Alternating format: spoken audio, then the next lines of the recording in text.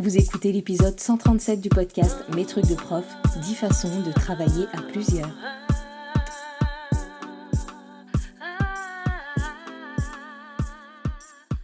Je suis Émilie Lefatan, je suis formatrice et coach professionnelle spécialisée dans l'accompagnement des professionnels de l'enseignement, de l'éducation et de la formation. Et dans le podcast Mes trucs de prof, je partage avec la communauté enseignante des réflexions, des conseils, des découvertes, avec l'intention de réfléchir et de faire réfléchir, de remettre du sens et du bien-être dans les pratiques et par ricochet dans la vie des élèves. Mes trucs de prof est disponible sur toutes les plateformes et également sur le site mestrucsdeprof.fr. Et si vous avez envie de travailler avec moi, je vous propose de faire un tour sur mestrucsdecoach.fr pour découvrir les différents accompagnements que je propose, qu'ils soient individuels ou collectifs.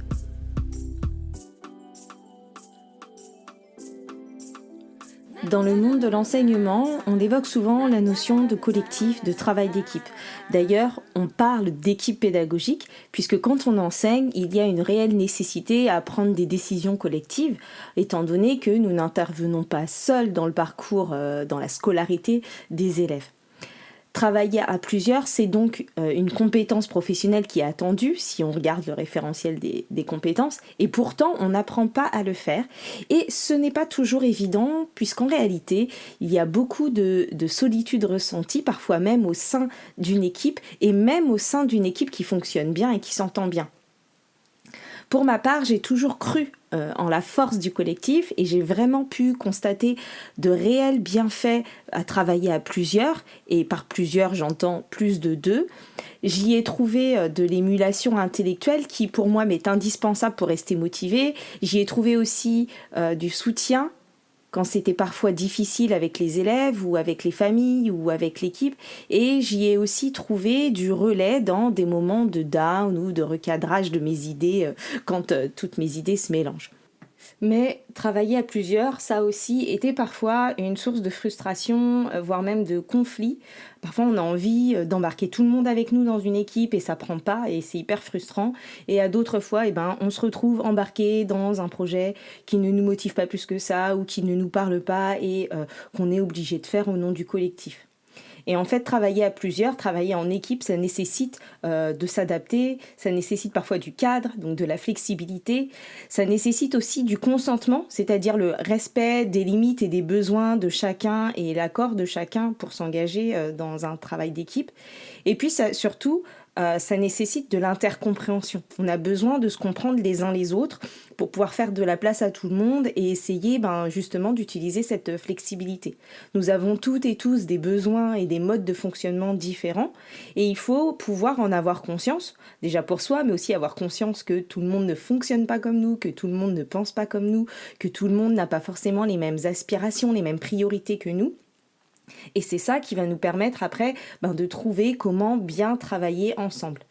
Il y a vraiment de la place pour tout le monde dans une équipe et quand on trouve comment on peut fonctionner ensemble dans le plaisir et en même temps d'avancer tous ensemble dans la même direction, finalement cela génère vraiment du bien-être au travail, de la satisfaction, de la motivation.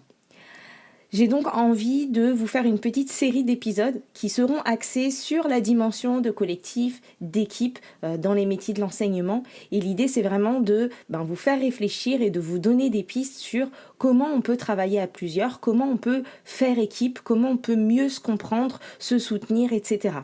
Parce qu'il y a vraiment un réel enjeu de bien-être au travail et de sérénité à améliorer les relations dans une équipe et même vraiment à travailler ensemble. Parfois, on peut avoir l'impression que quand il y a des difficultés relationnelles, en fait, on ne va pas pouvoir travailler ensemble. Mais en réalité, travailler ensemble, faire ensemble, penser ensemble dans un cadre professionnel, ça va parfois être l'antidote justement aux difficultés relationnelles. C'est-à-dire que parfois, c'est en faisant ensemble, en travaillant ensemble, qu'on apprend à mieux se connaître, à mieux se comprendre et qu'on donne du sens à ce qu'on fait et qu'on arrive à passer au-delà des divergences de caractère, d'opinion, etc.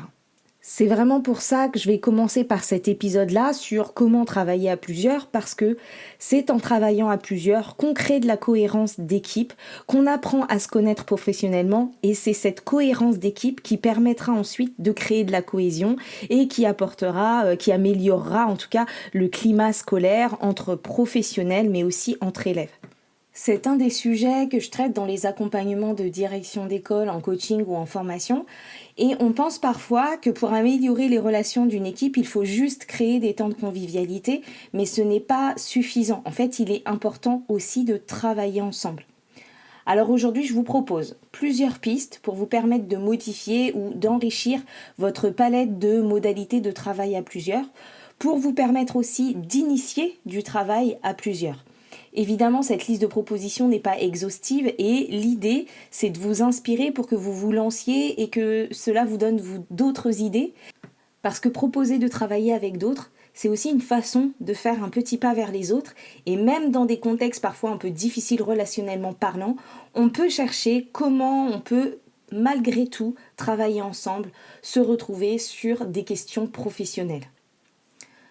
Donc la première petite étape, la première petite marche vers le travail en équipe, c'est le partage de ressources, le partage d'idées, le partage de trouvailles. Ça peut être quelque chose comme « Ah tiens, j'ai rédigé un mot pour la sortie, je vous le mets à disposition si ça peut vous servir » ou « J'ai trouvé un super site, je vous le partage » ou encore « J'ai préparé une séquence pour ma classe, est-ce que ça intéresse quelqu'un ?» Ce n'est pas encore à proprement parler du travail d'équipe, du travail à plusieurs, mais c'est un pas vers l'autre et c'est un signe d'ouverture. Il y a des personnes dans les équipes qui n'osent pas demander et qui du coup vont être aidées par ce genre d'initiative parce qu'elles vont se sentir autorisées à prendre et aussi à donner. Il y a des personnes qui ont plein de choses à partager mais qui n'osent pas le faire parce qu'elles se disent, et je suis sûre que certains et certaines se reconnaîtront parmi vous, qui se disent que ce qu'elles font, c'est pas assez bien, c'est pas à la hauteur. Et puis parfois, eh bien, oser demander, ben, ça les aide aussi à oser partager.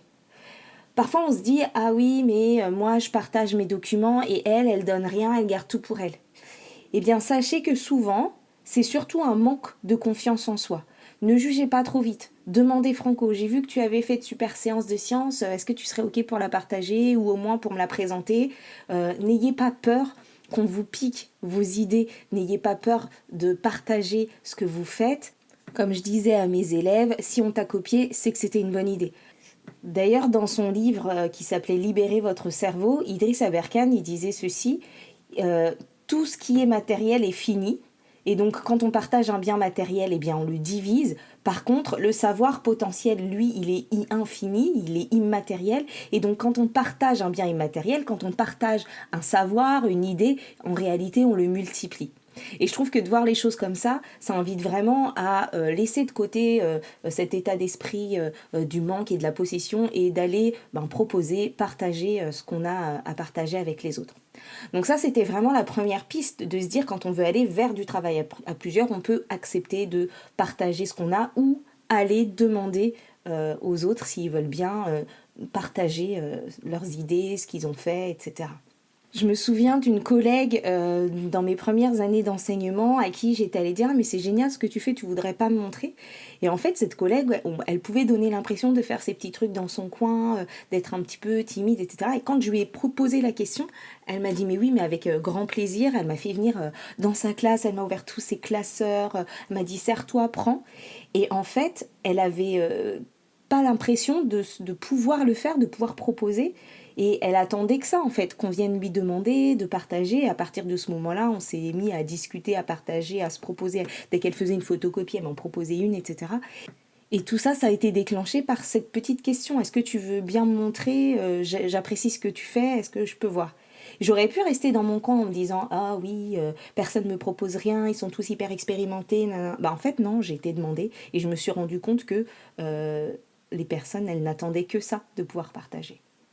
Et puis ne vous arrêtez pas au premier refus, à la première réaction un peu crispée, parce que des fois les personnes ne sont pas habituées à ce qu'on vienne vers elles, à ce qu'on les sollicite, à ce qu'on leur demande ou à ce qu'on leur donne.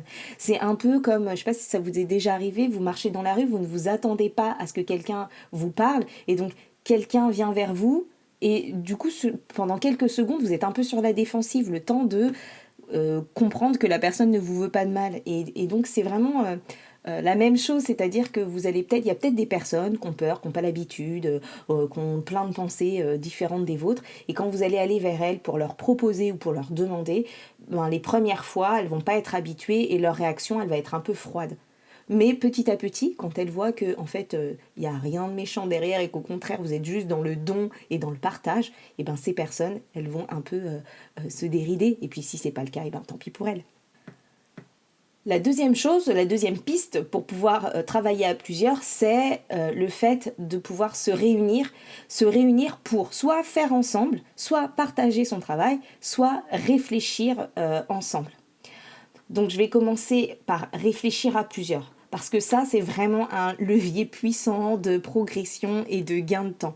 Quand quelque chose bloque, dans vos préparations, dans vos pratiques, quand vous manquez de temps, solliciter un petit groupe de collègues pour réfléchir à plusieurs. Il n'y a pas besoin de faire une réunion formelle d'1 heure. Parfois 10 minutes, 5 minutes peuvent suffire.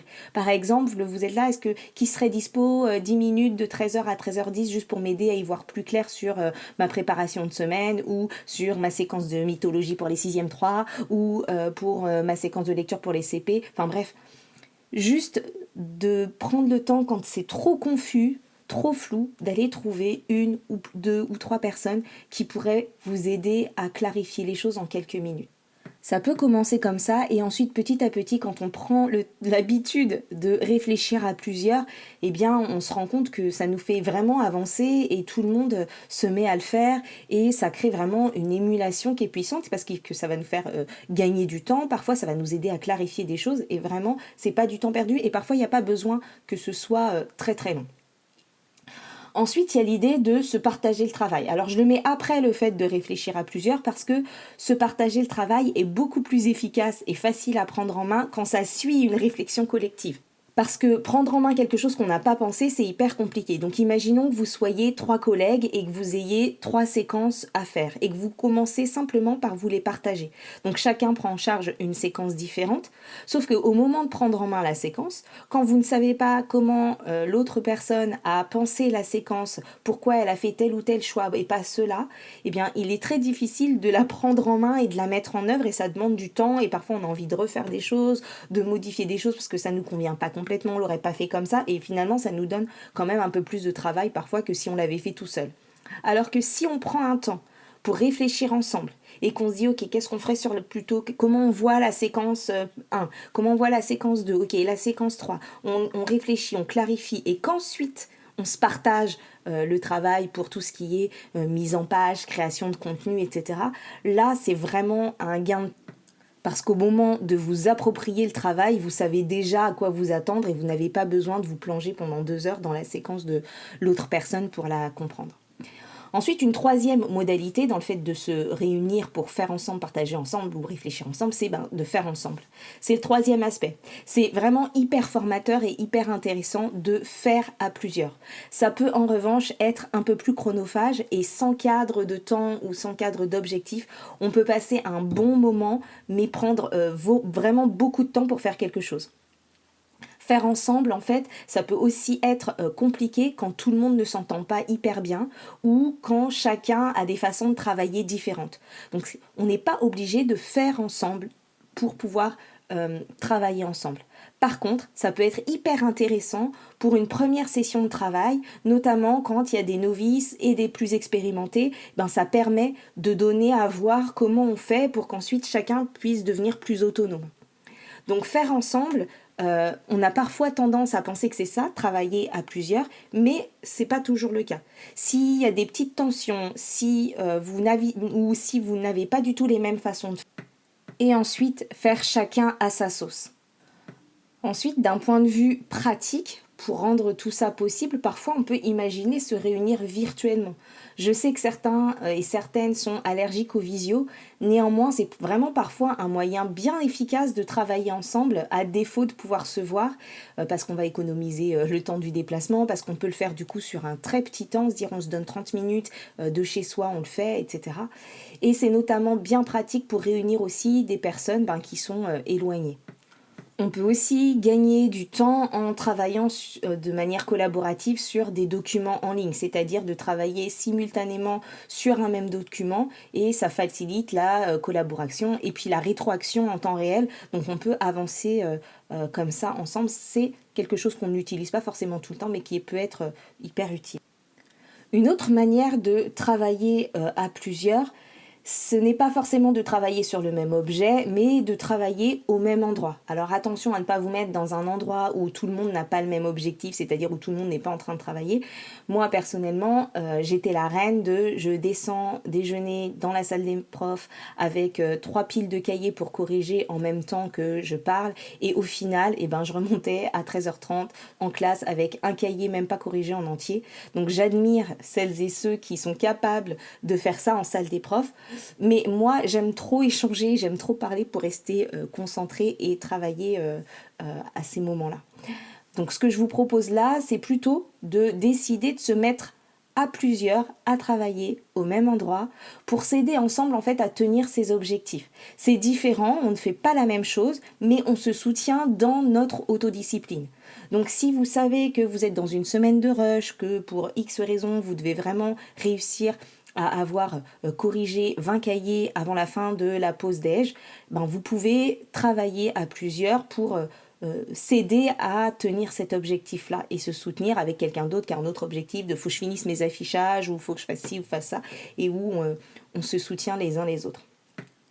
Une autre manière de travailler ensemble, c'est de créer un collectif ou un petit groupe autour d'une thématique professionnelle et l'idée c'est vraiment de se co-développer ensemble, d'avancer, de débriefer ensemble. Donc vous pouvez tout à fait créer une petite équipe de personnes et vous fixer des rendez-vous réguliers pour avancer et clarifier vos problématiques professionnelles. D'ailleurs, sachez que si vous constituez un petit groupe et que vous avez besoin d'une coach ou d'une mentor ou d'une facilitatrice, vous pouvez me solliciter pour animer votre groupe. Mais il y a cette idée de se dire, on peut se donner rendez-vous ou quelques rendez-vous ou même un seul rendez-vous pour travailler sur une dimension précise à plusieurs et réfléchir à des solutions avancées avec les autres. Une autre manière de travailler à plusieurs, c'est de collaborer, c'est-à-dire que chaque personne va réaliser une tâche à sa manière, mais pour atteindre un objectif commun. Donc on a un but final vers lequel on veut aller, par exemple, j'ai n'importe quoi, un projet d'exposition d'art plastique, et chacun va apporter sa petite contribution. Sauf que les éléments de chacun sont parfois interdépendants. Par exemple, telle classe est censée faire le fond et telle autre classe est censée faire les éléments qui vont se mettre sur le fond. Et donc, comme certains éléments d'un projet collaboratif peuvent être interdépendants, ça veut dire qu'il faut désigner une personne qui se charge de coordonner, de relancer, de voir où les choses en sont. Donc dans une équipe, ça peut être le rôle de la directrice ou du directeur, mais pas forcément, ça peut être un enseignant. Enfin, c'est juste penser, quand on est dans un projet collaboratif, penser pour que les choses, elles avancent et qu'on s'assure de leur réussite. Une fois qu'on s'est mis d'accord sur le projet, de dire qui est-ce qui se charge de ce suivi-là, de relancer et de qui on acceptera du coup aussi ce rôle-là, sans penser que c'est la personne chiante qui nous saoule. Et donc c'est cette personne qui aura la charge de rendre l'organisation visible, de rappeler les dates limites, les échéances, etc. Et donc on va mutualiser parfois certaines ressources, certains supports quand on travaille en collaboration, mais vraiment chacun va aussi avancer dans son coin à sa façon avec son expertise. Donc ça offre quand même une certaine liberté. L'autre option, c'est plutôt que de collaborer de cette façon, c'est vraiment d'être dans un travail coopératif, c'est-à-dire où chaque personne réalise une partie de la tâche, mais où le tout est vraiment co-construit et pensé ensemble. C'est un peu comme le faire ensemble de tout à l'heure, c'est-à-dire que quand on est dans un projet coopératif, on avance tous ensemble, en même temps, tout le monde contribue en même temps à la même hauteur à l'avancée du projet et on avance vraiment en collectif ensemble. Il y a moins de détachement individuel. Et du coup, là, il y a vraiment besoin d'avoir quand même du cadre, que quelqu'un guide pour pouvoir faire de la place à tout le monde, que ça ne génère pas de frustration, d'incompréhension. Ça demande quand même de vraiment penser le cadre, penser la vision, penser le mode de fonctionnement à plusieurs avant et de le réguler pendant tout le projet. Une autre façon de travailler ensemble qu'on voit souvent dans les équipes, c'est l'idée d'uniformiser les pratiques ou les supports, etc. Uniformiser, ce serait donner la même forme à quelque chose, faire de la même façon ou bien avancer en même temps. Je dois quand même vous apporter quelques points de vigilance quand on veut uniformiser, parce que d'expérience, ce n'est pas toujours pérenne, notamment quand on uniformise sur la forme et pas sur le fond. On se retrouve parfois avec des décisions qui sont prises, mais que personne ne suit vraiment dans sa classe, et donc il vaut mieux uniformiser l'objectif, éventuellement un timing, mais pas forcément la forme. Et puis, quand on uniformise, il faut vraiment veiller à le faire avec suffisamment de souplesse pour que chacun et chacune s'y retrouve. Et puis surtout, il faut que cette uniformisation, elle fasse sens pour les personnes qui y sont soumises. Pourquoi on uniformise? Quelles en sont les plus-values? Pour qui? Est-ce que les personnes à l'origine de cette décision sont toujours là? Parce que parfois, dans les équipes, on se retrouve à avoir uniformisé il y a 6 ans quelque chose et plus personne n'est là, on ne sait plus pourquoi on l'uniformise et ça embête tout le monde et ça n'a plus de sens. Donc il faut également penser à re-questionner cette uniformisation chaque année. Où est-ce qu'on en est? Est-ce que ça nous convient? Est-ce qu'on modifie un peu? Et en expliquer les tenants et les aboutissants aux personnes qui arrivent dans votre équipe. Sinon, c'est simplement vécu comme un carcan, comme une privation de liberté pédagogique. Imaginez-vous que vous arriviez dans une équipe et qu'on vous dise « Ah ici, tout le monde commence l'année par telle œuvre et c'est comme ça. » Et puis vous savez pas pourquoi, en plus vous n'aimez pas cette œuvre. Et donc au mieux, vous le faites sans y mettre de sens et c'est vraiment la plaie pour vous et pour vos élèves aussi, donc vous subissez quelque chose sans comprendre et ça met directement un petit coup dans votre motivation. Au pire, vous refusez et ça entache tout de suite vos relations dans l'équipe, alors que si on vous explique et que c'est rediscutable pour l'année suivante par exemple, ça change un petit peu la manière de le vivre. Et puis si en plus on vous dit, on fait tous cette œuvre-là parce qu'on l'a décidé l'année dernière, parce qu'on a vécu telle chose en équipe, mais si tu veux, tu peux prendre autre chose parce que l'essentiel c'est de commencer par une œuvre qui fédère ou voilà. Enfin bref, ça marche encore mieux pour enrôler la personne, pour vous enrôler dans le travail d'équipe. Vraiment, si vous avez uniformisé des choses dans vos équipes, que ce soit des œuvres à étudier, des programmations, que ce soit des emplois du temps, enfin bref, tout ce que vous avez uniformisé comme pratique dans vos équipes, pensez à régulièrement les réinterroger, les réexpliquer, les présenter aux nouvelles personnes qui arrivent et voir s'il n'y a pas des adaptations à faire et si tout le monde s'y retrouve.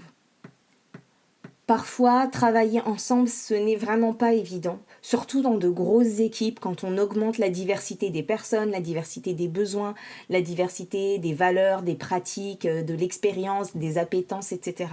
Et s'il faut garder une chose en tête, c'est que nous ne fonctionnons pas toutes et tous de la même façon et que quand on veut embarquer les autres dans un travail d'équipe, il faut faire l'effort de parfois trouver des compromis pour que tout le monde s'y retrouve et mette du sens et qu'il est important de savoir comment les gens veulent s'impliquer, se mettre d'accord collectivement sur l'objectif qu'on vise et un projet n'est commun que si tout le monde est d'accord pour que ce soit un projet commun et que si l'objectif est commun et partagé.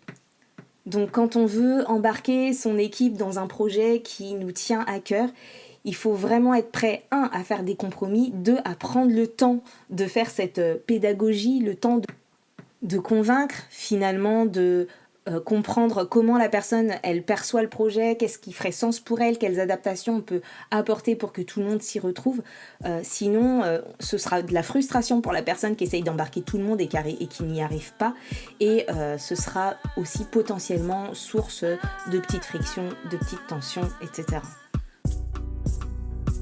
Merci pour votre écoute. Vous pouvez retrouver les autres épisodes du podcast sur mestrucsdeprof.fr ou sur les différentes plateformes d'écoute de podcast.